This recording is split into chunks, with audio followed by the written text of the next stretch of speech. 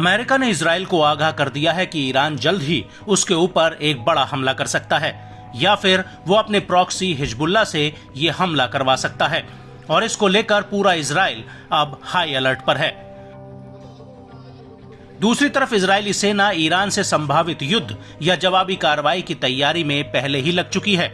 Israel का कहना है कि अगर ईरान ने अपनी धरती से उसके ऊपर हमला किया तो इजराइल भी ईरान के ऊपर सीधा हमला करेगा और दोनों देशों के बीच चल रहे तनाव के बीच ब्रिटेन, जर्मनी और रूस ने मिडिल ईस्ट के देशों से संयम बरतने की अपील की है। लेकिन ईरान फिलहाल पीछे हटता हुआ दिख नहीं रहा है। खुद ईरानी राष्ट्रपति इब्राहिम राइसी और ईरान के सुप्रीम लीडर अयतुल्ला खामनेई कह चुके हैं कि वो इजराइल को ईरानी दूतावास पर हमले की सजा देकर रहेंगे।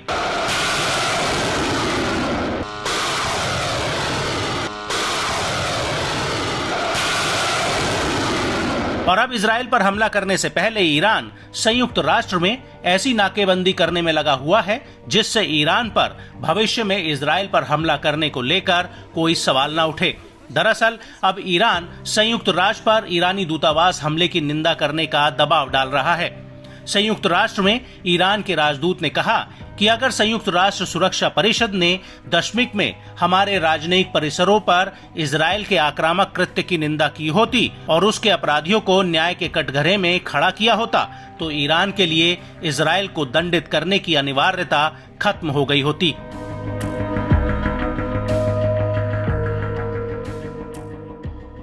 आपको बता दें कि 1 अप्रैल 2024 को सीरिया की राजधानी दशमिक में ईरानी दूतावास पर एक हवाई हमला हुआ था। इस हमले में ईरानी सेना के 7 बड़े अधिकारी मारे गए थे और इस हमले का आरोप ईरान ने इजराइल पर लगाया था और तब से मिडिल ईस्ट में इजराइल और ईरान के बीच एक बड़ी जंग का खतरा बढ़ गया है।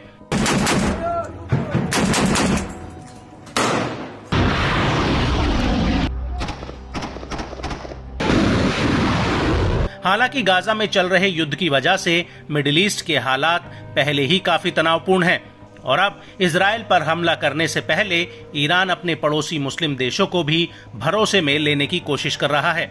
11 अप्रैल 2024 को ईरान के विदेश मंत्री हुसैन अमीर अब्दुल्लाहिन ने कतर, सऊदी अरब, यूएई, इराक और जर्मनी के विदेश मंत्रियों से फोन पर बात की है। जर्मनी के विदेश मंत्री एनालोना बैरबॉक ने ईरान को संयम बरतने की गुजारिश की है। हालांकि इस पूरे झगड़े में अमेरिका साफ कह चुका है कि अगर ईरान ने इजराइल पर हमला करने की जरूरत की तो वो इजराइल के साथ मिलकर ईरान पर टूट पड़ेगा।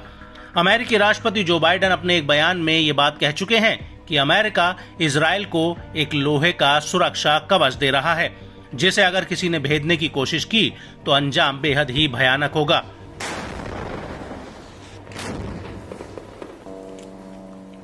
और बाइडेन के बयान से पहले अमेरिकी रक्षा मंत्री एस्टन लॉयड और विदेश मंत्री एंटनी ब्लिंकन इजरायली रक्षा मंत्री योव गैलेंट से बात कर चुके हैं।